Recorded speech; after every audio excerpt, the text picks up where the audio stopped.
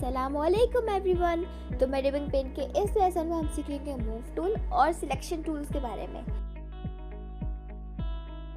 ठीक है, तो सबसे पहले ये है हमारा मूव टूल और ये जो चार टूल आपको दिख रहे हैं ये है हमारे सिलेक्शन टूल्स।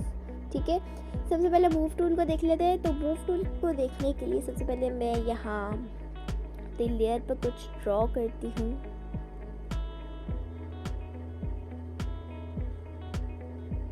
एक मैंने हार्ट ड्रॉ किया और मैं एक और लेयर ऐड की, इस पर मैं एक और हार्ट ड्रॉ करती हूँ। ठीक है, ठीक है, मैंने अब दो अलग अलग लेयर पर हार्ट ड्रॉ किए हैं। ठीक है, अब मैं मूव टूल ले रही हूँ। ठीक है, अब मुझे ये रेड हार्ट मूव करना है, मैं मूव कर रही हूँ। ठीक है, ये मैंने रेड हार्ट वाली लेयर चूज़ की हुई है और मैं इसको आराम से जहाँ रखना चाहूँ आराम से रख सकती हूँ। ठीक है, मैं इसको मूव कर सकती हूँ। अब इस तरह अगर मैं ब्लू हार्ट वाली लेयर को चूज़ करूँगी और मैं इसको आराम से रख सकती हूँ जहाँ रखना चाहूँ। ठीक है, इससे क्या होता है, पूरी लेयर आपकी मूव होती है। इस लेयर पर जैसे मैंने ये ब्लू हार्ट वाली लेयर है, ये ब्लू हार्ट वाली जो लेयर है, इस पर जितना कुछ बना हुआ होगा वो सब मूव होना शुरू हो जाएगा। जैसे कि मैं बना के दिखाती हूँ। ठीक है, अब मैं इसे मूव करूँगी तो ये दोनों चीज़ें साथ मूव होंगी। ठीक है, तो ये हो गया मूव टू, ये हो गया इस तरह से। ठीक है, अब यह हमारे पास एक ऑप्शन है ऑटो सिलेक्ट का। ठीक है, ये इस वक्त अनटिक हुआ है। ठीक है, ये क्या है, इससे क्या होता है, जैसे कि अभी मैंने आपको बताया था कि जौन सी लेयर होगी वही मूव होगा। ठीक है, अभी मैंने ब्लू हार्ट वाली लेयर सेलेक्ट की हुई है तो इसलिए ब्लू हार्ट मूव हो रहा है। रेड हार्ट वाली सिलेक्ट करूँगी तो रेड हार्ट मूव होगा। अब अगर मैं इसको टिक कर देती हूँ ऑटो सिलेक्ट को, अब मैं जो हार्ट मूव करूँगी वही मूव होगा। ठीक है, ये देखिए अब ब्लू भी मूव हो रहा है और रेड भी। ठीक है, तो इस तरह से ये हो गया हमारा मूव टूल। अब हम देख लेते हैं अपने सिलेक्शन टूल्स। ठीक है, इसको मैं ज़रा इरेज कर देती हूँ, एक लेयर डिलीट और एक क्लियर। ठीक है, अब ये हम आ जाते हैं अपने सिलेक्शन टूल्स में।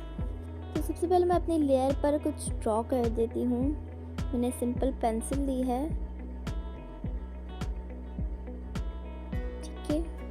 साइज थोड़ा बड़ा कर दिया।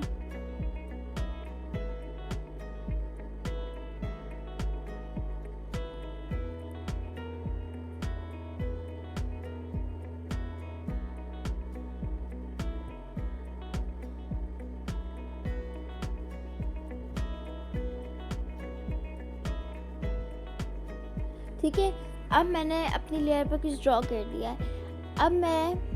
अब हम सिलेक्शन टूल्स को देख लेते हैं। सबसे पहले हमारे पास यहाँ है शेप वाला सिलेक्शन टूल। ठीक है, इसमें आपके पास शेप्स दिख रहे हैं। ठीक है, इससे क्या होता है, देखिए जैसे मैंने यहाँ स्क्वायर सिलेक्शन टूल सिलेक्ट किया हुआ है अभी और मैं यहाँ एक सिलेक्शन बनाती हूँ तो ये स्क्वायर शेप में बनेगी, स्क्वायर या रेक्टेंगल में। ठीक है, तो मैंने यहाँ स्क्वायर में सिलेक्शन बनाई तो ये ना इतना पार्ट सिलेक्ट हो गया, जितनी मैंने सिलेक्शन बनाई थी ना इतना पार्ट सिलेक्ट हो गया। अब मैं यहाँ कुछ ड्रॉ करूँगी, जैसे कि मैं थोड़ा साइज छोटा करती हूँ। ठीक है, अब मैं कुछ भी ड्रॉ करूँगी सिर्फ इस सिलेक्शन के अंदर होगा, इस सिलेक्शन के बाहर कहीं कुछ ड्रॉ नहीं होगा। ठीक है, जितना पार्ट सिलेक्ट हुआ था ये सिर्फ उतने में ही ड्रॉ होगा, उससे ज़्यादा में कहीं ड्रॉ नहीं होगा। ठीक है, ये हो गया। अब अगर मैं इसको डीसिलेक्ट करूँगी तो ये देखें, ये जितना पार्ट सिलेक्ट था उतने पार्ट में ही ड्रॉ हुआ और उससे ज़्यादा पार्ट में नहीं हुआ। ठीक है, इस तरह से इसमें आपके पास स्क्वायर है, सर्कल वाला है। ठीक है, इसके बाद आपके पास कस्टम शेप है।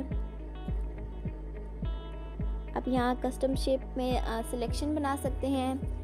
फिर यहाँ अपनी मर्ज़ी से इस तरह से सिलेक्शन बना सकते हैं। ठीक है, ये हमारे पास कुछ शेप्स वाले सिलेक्शन टूल हैं। अपनी मर्ज़ी से आप यहाँ सिलेक्शन बना सकते हैं। अब इसके बाद यहाँ हमारे पास कुछ और ऑप्शन दिख रहे हैं, ऑफ, प्लस और माइनस। इससे क्या होता है, देखें, थोड़ी सी ढंग की सिलेक्शन बनाती हूँ ठीक है, तो ये मैंने एक सिलेक्शन बनाई। ठीक है, अब यहाँ ऑफ, प्लस और माइनस का ऑप्शन है, ये ऑफ पे है बाय डिफ़ॉल्ट।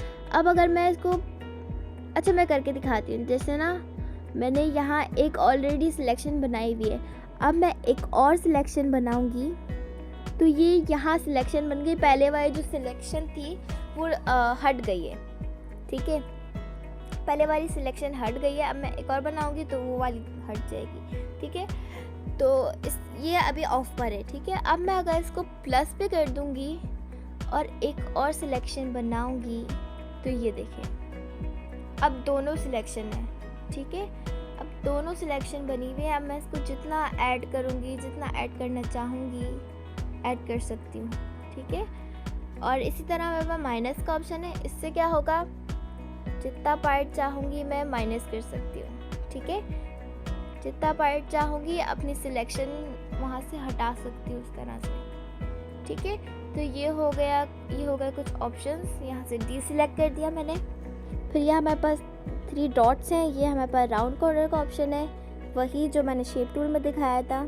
जैसे कि मैंने स्क्वायर वाला सिलेक्ट कर लिया, अब मैंने राउंड कॉर्नर्स बढ़ा दिए, तो अब हमारी इस सिलेक्शन के कॉर्नर्स थोड़े से राउंड आएंगे। ये भी माइनस पे इसलिए सिलेक्शन बनी नहीं है, तो इसको आप वापस ऑफ पे कर दो ताकि नॉर्मल हो जाए, या फिर प्लस पे कर दो। ठीक है, तो ये देखिए इसके कॉर्नर्स थोड़े से राउंड आए हैं। ठीक है, ये चीज़ मैंने आपको शेप टूल में समझाई थी। अब नेक्स्ट हमारे पास जो है वो है ये वाला मैजिक वॉन्ड टूल। ठीक है, अब मैजिक वॉन्ड टूल किस तरह यूज़ होता है, ये मैजिक वॉन्ड टूल जो है वो आपके कलर्स को ना, कलर को देखता है। ठीक है, जैसे कि मैंने ये कलर सिलेक्ट किया, इस पर मैंने क्लिक किया तो ये पूरा कलर सिलेक्ट हो गया। ठीक है, ये कलर जहाँ जहाँ था ये पूरा सिलेक्ट हो गया। और अब मैं इसका जैसे कलर चेंज करना चाहूँ तो मैं इजीली कर सकती हूँ। मैं पिंक कर देती हूँ।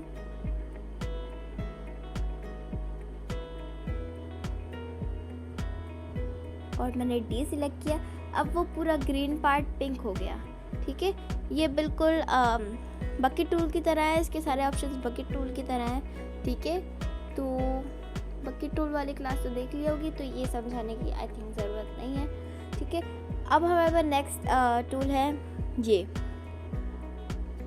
अब इस टूल को समझने के लिए सबसे पहले मुझे यहाँ एक सिलेक्शन यहाँ से कहीं से बनानी होगी। मैंने यहाँ से बनाई।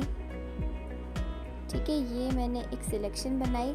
अब मैं आती हूँ अपने इस टूल में। अब मैं इस टूल में आई ना, तो ये जो मैंने सिलेक्शन बनाई थी ये रेड हो गई। अब क्या होता है, जैसे कि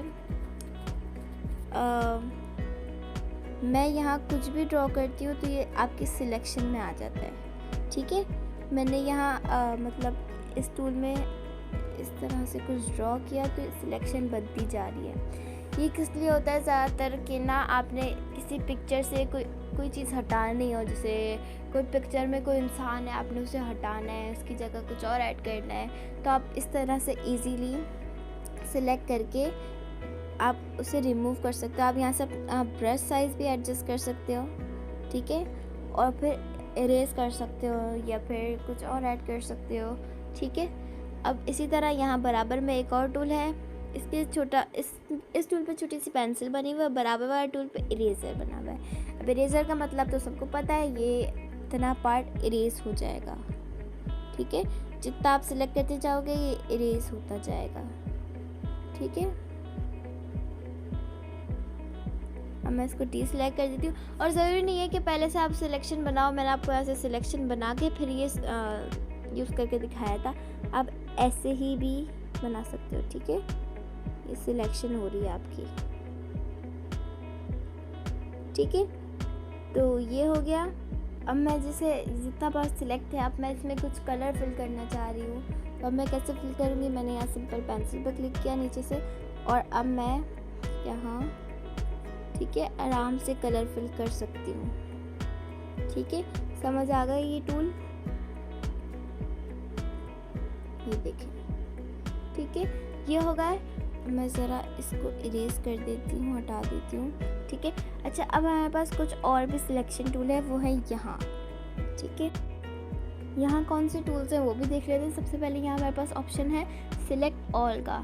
इससे आपका पूरा कैनवास सिलेक्ट हो जाता है, ठीक है।